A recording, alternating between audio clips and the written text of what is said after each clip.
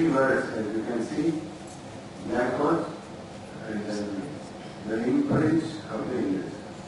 So what I am going to do is, we tell you what black hole is, as far as I understand it, and then why is it invisible? This is extremely important. Because people say that things fall into black hole and you come out, therefore you cannot see, which is not true. So why? That's one thing I would like to explain to you. And then if nothing is invisible, all you want to see it. So that's where the imprints of the invisible will come. So we are going to go through this, and I hope I can finish in enough time. Because Ramda was saying that seeds have to be filled. It reminds me of the old days where the buses used to run from here to here, making the calling everybody, and until the bus was built up, they wouldn't move. When he was talking, I was thinking that's what is going to happen, and I would never get a chance to speak So let us start. Can you switch off all the lights? Especially these. Although they said you can't see the black hole, I'm going to show you the picture of the first ever black hole. Okay? This is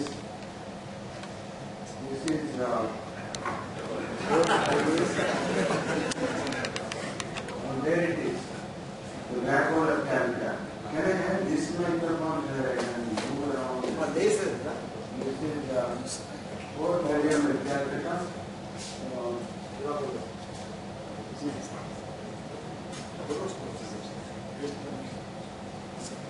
I don't know whether the Chief Minister Mamata Banerjee knows about this. If she knew, she will send all the officers in now. So the next picture, the graphic, can you hear me on this? Yes. Now, this is the graphic picture. As you know the story, Siraj-ud-Dawla, the Sultan of Bengal, captured about 123 British and then put them on in a very small room here, and only 17 or so were alive next morning. So this came to be known as the Black Hole of Calcutta, and it was a terrible thing to happen. But I shouldn't make this kind of morbid analogy.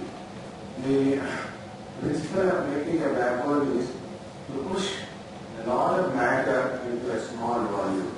That was what the Siraj-ud-Dawla was trying to do. Please don't laugh, that's a very tragic thing. So, this is the clock.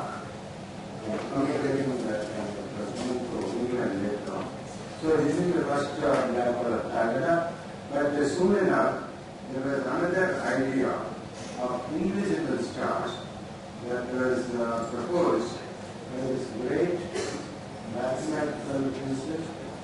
Here I want to give applause. I don't know why that is missing. Give applause. Many of you know about the work, Laplacian, Laplace transform, etc., etc. So what happened was he and Mitchell in Scotland came up with a very novel idea. The idea was like this. We all know, I hope, that there is something called escape velocity. So, escape velocity is, for example, from the Earth it is 11 miles per second. So you can convert it in kilometers per time. So, this is the escape velocity. If you throw something, it will go to infinity, but lower than that, it will just go and come down, like a stone thrown. And the vice chancellor's window or something like that. It will go and fall down. Now, how do you calculate the escape velocity? The students here should do this. The potential energy, you equate it to kinetic energy half mv square, and then it will give you a relation between the radius and the velocity and the mass of the Earth, for example. Now, suppose you make the dimension of this mass lower and lower, radius is increased, then the escape velocity will go on increase. Okay, this is an exercise for the students here, PhD students. The older generation like me did not help this. It's very injurious to health. To do that, then what you get, finally, they say, why don't you make the escape velocity of light, which is c, the symbol c. Then they say, light cannot escape to infinity. Therefore, the star energy is right? Beautiful logic. And they computed that simple computation. And what they got was, here is the RG equal to 2G. The capital G is the Newtonian constant of gravitation. C is the velocity. And M is the mass. So a very simple formula, RG equal to 2G by c square. Please try to remember this. The radius at which the escape velocity becomes c, and therefore light does not escape to infinity, is given by 2G by c square. Have you remembered that? No. I'm not going to ask you questions, so assume you have memorized 2G by c square. Now, what is wrong with this? Well, they assume, for example, suppose I send something with velocity lower than the escape velocity. It will go up and fall down. Can you do that? Can light do that? Really, no. But with Einstein, we know light will always travel with velocity of light c. Right? And you can't make it go up and come down. And also, even if you could do that, within the range, if it goes up, say 10 miles and comes down, anybody who is within that range will see the star. So the star is not at all invisible. Therefore, this really would work as a black hole, so that you don't see it at all. That won't happen. And even the class found it rather observed properly and insane. So although he included it in his first volume of his book, and in book, in the second one he dropped it. Because probably people were thinking he was crazy. For a long time, many people thought anybody who worked in black holes was crazy. Believe it or not, I had that experience. So this did not work. But the true black hole, as we call it, came into being only after Einstein came on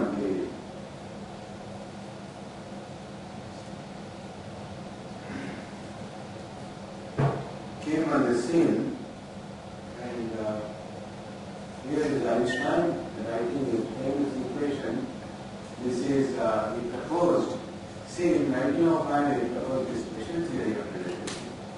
But in 1915, after 10 years of grueling work, he announced this magnificent theory called general theory of relativity, which is a new theory of gravitation, not like Newton, but the total departure.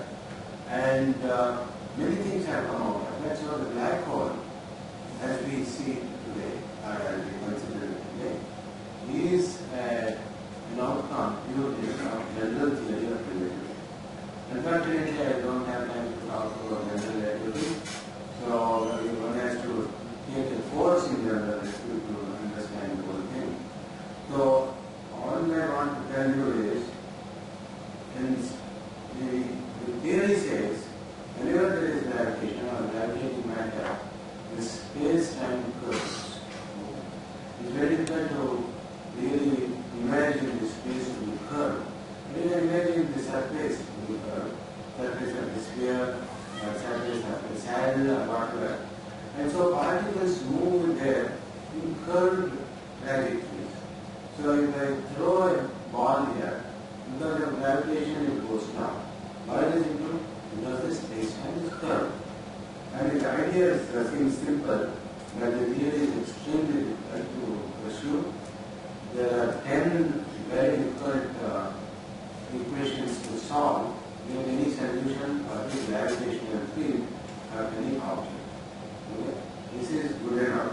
So with Einstein, space became curved. Okay? The of all Einstein.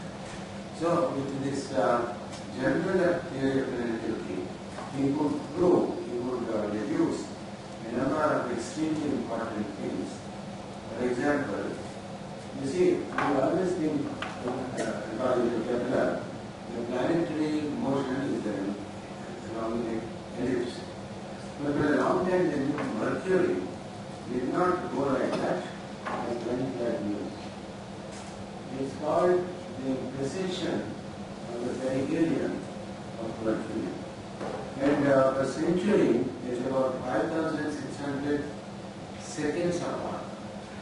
So on Newtonian theory, because of the attraction of the other planets, one could account for almost the entire amount of 5,600 seconds, except the minute amount, 43 seconds apart. Just 43 seconds apart per century. And Einstein, after his complicated theory, he calculated and modeled it exactly 43 seconds.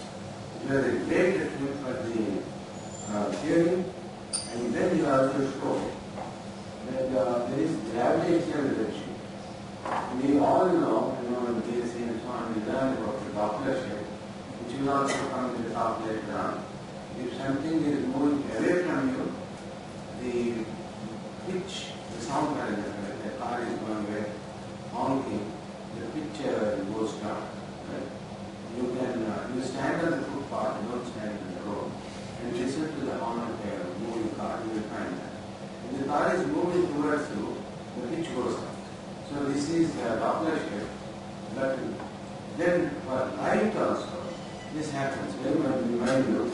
But apart from Doppler shift, Einstein could show that you have a higher gravitational field, a lower gravitational field from Earth to the satellite. There will be a redshift. Very minute, but there will be redshift, which is important. And this was also verified, okay, experimentally. And one more thing, he showed that you have a gravitating matter like sun, the light bends not this much. This is an exaggeration. And you think the star is actually here, although it is there. So this was verified in 1919 during the focus solar eclipse, because we want to see the stars. Otherwise, how do you verify? But now this has been verified innumerable times, because you can use the radio of astronomy. You don't have to add a total solar eclipse, and it has been completely verified. These three were really the classic tests, and from then on, many things were derived. And right in 1916, see, the equations he derived were so complicated, he thought nobody would find his solution. That would be a tragic thing. You have equations and you can't find a solution, what is the point? But he gave the theory in 1915, and in 1916, this gentleman, Carl Schwarzschild, one of the most brilliant people, he was an astronomer, electromagnetic theory, quantum theory, and then in taking Einstein's equations, he derived the first solution for a spherically symmetric distribution of mass, or gravitational field. So Einstein was late. He wrote to him that actually, unfortunately, he did this on his left leg, because you see, in 1915, there was first World War going on, the Germans and Russians and so on. And he was, by mistake, sent to the front, and he contracted a deadly disease, and he was dying, and on the deathbed, he derived this solution, which has become very famous. Then he died, actually. Then people discovered that he had a black hole built into it. Now I am going to, in this talk, in previous talks, probably I never showed any equations. But I am going to deviate, because BSc students should look at equations, very simple equations. But this one, whatever is written here, don't try to understand. and there is a term here 1 minus Rs by R. Now Rx, what is it? 2 Gm by c square. You remember Laplace, the invisible star, that had 2 Gm by c square. By unusual coincidence, unusual accident, by quirk of nature, the black hole as we know today also has the same radius 2 Gm by c square. And they found out this solution, which you two trace, goes haywire. Here the term goes to 0 and this goes to infinity, exactly at the radius 2 Gm by c square. So this period is standard. So there was a meeting in Paris in which Einstein and Madame Curie and a mathematician, I don't know, they all got together to discuss and find out what was happening here. And after 3 days of discussion, sometimes the tempers going up, because mathematicians are also human, so they also have short temper. So there was a lot of heat generated. At the end of the day, they said they didn't understand. But there was some kind of consolation. If you compute this radius per sun, all you have to do is take the mass of the sun, plug it into m, you know c, you know g, and you get the value as 3 kilometers. And what is the radius of the sun? It's about, I think, she would have told us. I think it's about 700,000 kilometers. So this 3 kilometer radius would be way within the sun, and this happens only to vacuum. So there is no vacuum inside the sun, so there is no black. So if you take per m the mass of a man, the simplicity you can take him to be overweight, then 100 kg. And then if you compute it, it becomes 10 to the power of minus 26 centimeter. So 10 to the power of minus 26 centimeter unheard of. So you don't have that kind of black hole inside your inside you. You may have a black heart, but not a black hole. Okay? So there is no black hole in that. But then people started pointing out, and various people, that this could happen through gravitational force. So I took a look at the evolution of stars. So first the star is formed through the collapse of a gas nebula, and it can become an average star, red giant, and then a small explosion, and finally ends up with a white dwarf. White dwarf. Okay, and Chandrasekhar, the great Chandrasekhar, derived his limit 1.54 solar masses, within which you can have a white dwarf. But on the other hand, it can become a massive star, and then red supergiant can have a tremendous explosion, supernova, and it can become a neutron star if it is greater than Chandrasekhar limit, but less than about 3 to 5 solar masses, it will become a neutron star. Okay? But greater than 3 to 5 solar mass, it inevitably goes on collapsing, and becomes a black hole. So all this theory is, I have to energize myself from time to time. I hope you don't mind. Don't ask me what is inside.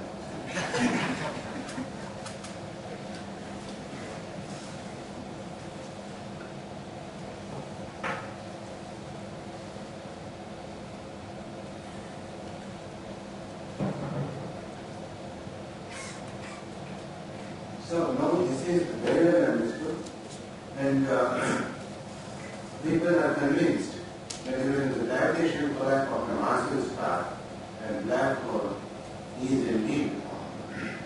Alright, so let me say we have a black hole. Then, what are the properties? Once again, this is the same picture that you have. Then, you can have infinite redshift.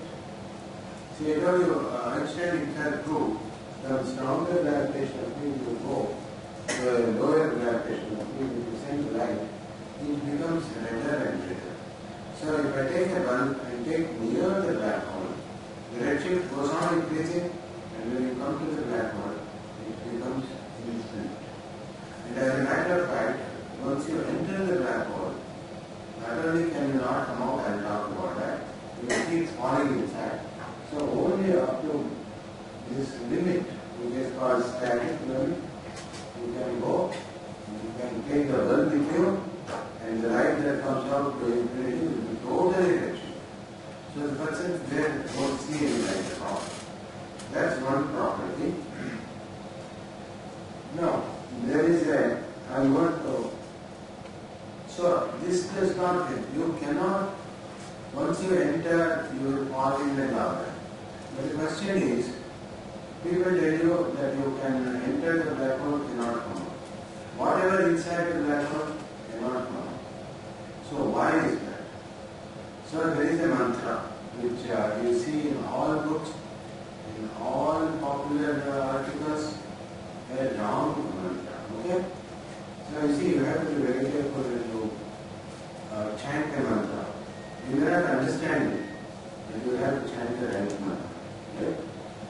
For example, if you are doing some yoga Gita and you chant some wedding mantra, the poor boy will get married. Therefore, if you may not understand what he is chanting about, but you should not chant the wrong mantra. I will show you two wrong mantras. You will see it very well. No. A black hole is so dense that nothing, not even light, can escape. Wrong. Totally wrong. Okay? I tell you what, this is where the equation comes. All I have written is the equation for density V by m in this thing. This is correct. It should be 4 by 3 now. Somebody to correct me? 4 by 3 or 3 by 4? Right. See, this was deliberately put there to test whether you know it or not. Okay. 4 by 3 doesn't matter. There is m by r cube. For r, you put 2 gm square. That's the radius of the black hole. That's all I have done. Then you will see 1 m cancels here. Then you get 1 by m square. So, if, for example, for a neutron star, it is density of a neutron star is 10 to the power of 40 gram per centimeter cube.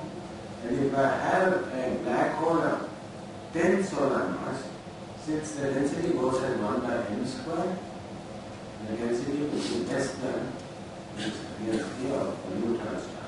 And the neutron star is not a black hole, and here are the various densities.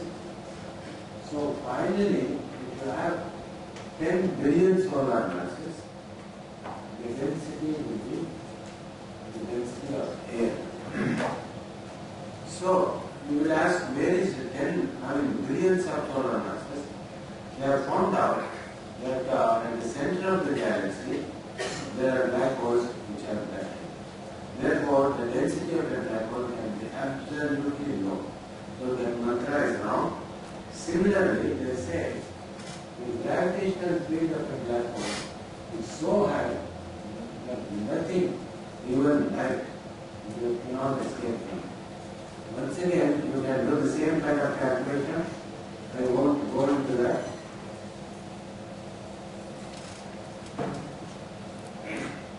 You can show that the gravitational field of a black hole for a heavy black hole is also very low, and this also does not work. And then the question is, then why is it that you can fall into a black hole but cannot?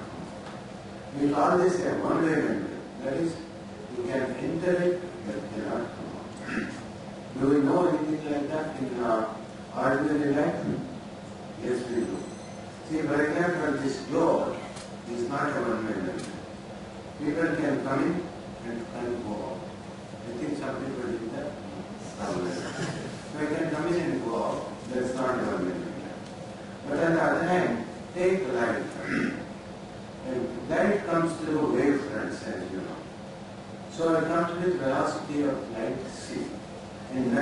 can go as fast as that. Now when it comes and passes me, it passes me like this, which means I am passing it in this way. So if I want to recross it, I will have to turn down and go faster than light, which is impossible. Okay? Therefore, the wave front has one way, you see, as that way it tries to go and overtake it. It's not possible. Therefore, the wave front is a one-way limit. So the only thing is, it is moving, and the black hole is not moving. So what happens? But Einstein's gravitation theory shows that a moving wavefront or wavefront light surface can be frozen in light and space and time. Because gravity acts on light, as we saw in Imprints. So if you freeze a wavefront, spherical wavefront, in space and time, it becomes a black hole. So you can go into this wavefront, which is frozen, which is not moving, but cannot come out. Just like the moving. So now you know the right mantra. If somebody asks, why do you call it black hole mantra?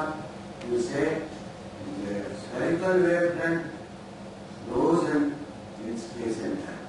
They won't understand what you are saying and will go away. That is the right mantra. Now therefore, you can't see. And we will show you how the horizon, it's also called horizon because nothing comes out from there. Now that is the black hole outside. At the center there is a singularity where everything goes back. Don't worry about it. Now that's the singularity, that's the regular horizon. Suppose light is emitted there, it goes in every direction equally. Then you come nearer, you see the wavefront is attracted towards the black hole, and then finally, when it is tangential, light is sucked into the black hole and doesn't come out. The other part goes and falls into that. And that happens to any other particle also. And the next one, if it is emitted inside, the whole wavefront detaches itself like a bubble balloon and goes into the center. This is the geometry of the black hole. Nothing comes out and you can't see anything. What do you do? So, we now know, hopefully, and we have heard the mantra, why black holes are invisible. So, we have already seen black holes and the invisibility. Now, we go to the imprints. Oh, this is, see, in 1916, Schwarzschild derived his spherical black hole. In 1963, this gentleman, Lord Kerr, he derived the equation, the solution for a rotating black hole, which is extremely important. So he came in 2004 to the planetarium, and you know what this is? Well, you know. This was the 8 years ago. Okay, I was younger. So I have shown an experiment, and don't worry about it. The black hole is more complicated. It is rotating, so it has some angular momentum, and there is more complicated structure and all that. But it's very important because everything is rotating in nature, right? Earth rotates, electrons rotate, department heads rotate, everything rotates. So this is an artist's imagination of the black hole. So, how do we find a black hole?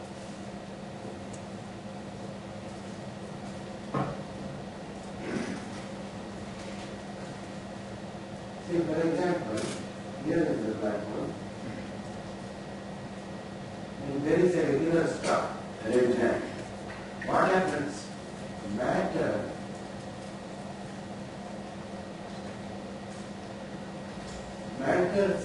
streams into it, and there is a disk here called accretion disk. slowly falls into it, and there is a lot of X-ray coming in. So these two will be going round each other. And this kind of thing has been seen. And from this, how do you know that there is a black hole going round there? The two will be circulating each other. I'm sorry, I have to keep it under.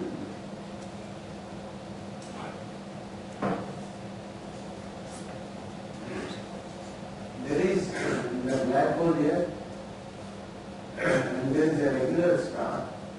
So when they go around, when it is moving towards, there will be a blue chip, and moving away from it, there is a red chip. So if you can see the spectrum of this star, you will see when it is coming towards you, red shifted, and it is going away from you, blue shifted. Regularly, the science part of it, it's a regular period, then what you get is like this. Here is a beautiful color. There is the velocity, radial velocity coming towards zero. It's maximum here, minimum, and the zero is going parallel to it. And this has been observed and also found out. Okay? From this, there is a formula here called the mass formula, where the period comes in and the velocity and so on. These things can be measured, and from this, knowing M1, M2 can be found out. That is the mass of the invisible star. And if it is more than 3 to 5 solar masses, you know it is a black hole. So this has been done for nearly 20 systems, and they are found out there are all these black holes. So this is the first image. So this is a supermassive galactic black hole. Inside every galaxy, we have found that there are black holes which are nearly, for example, in our own galaxy, there is a black hole which is 3 billion times the mass of the sun. So how do you find that? This is once again our galaxy.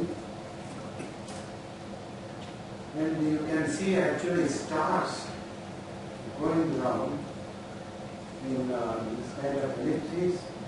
From that you can find out it's very compact, very high mass, and you can find out the mass of that. And they have found out in our own galaxy there is 3 billion solar mass black hole sitting, and they have even found out in another galaxy about 3 billion solar mass. So they have very low density, and so black holes are everywhere. Be careful about it. And similarly, when you have galaxies like that, in the black holes, things can be thrown up because there are magnetic fields and so on. So this is what has been observed.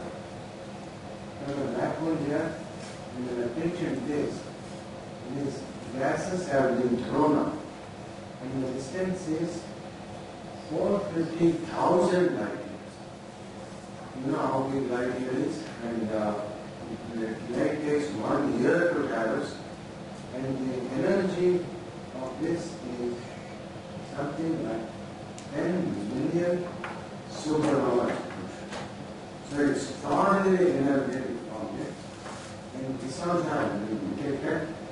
So the imprints are absolutely there. Well, this is again now also, according to Einstein's theory, light bends, and then if you have a black hole in a quasar, you can move it. See, it bends when you see a circular arc rather than a point. This is also another imprint of the invisible black hole. And so there are so many of these.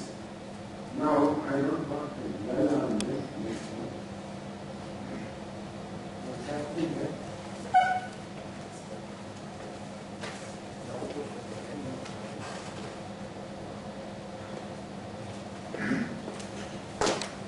Okay, there is also Professor Balaya will talk to you on LIGO and gravitational waves and so on.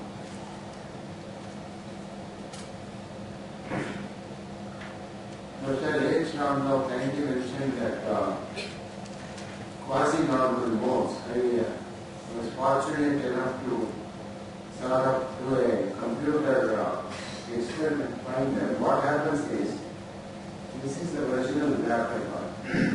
Now suppose you have a black hole and you send a gravitational wave packet or a pulse which is just like this. That's the profile. And it goes in, but what comes out is called quasi-normal modes. Although the pulse that went in is like this, what comes out is like this. And it carries the exact signature of the black, both the mass and the angular momentum and so on.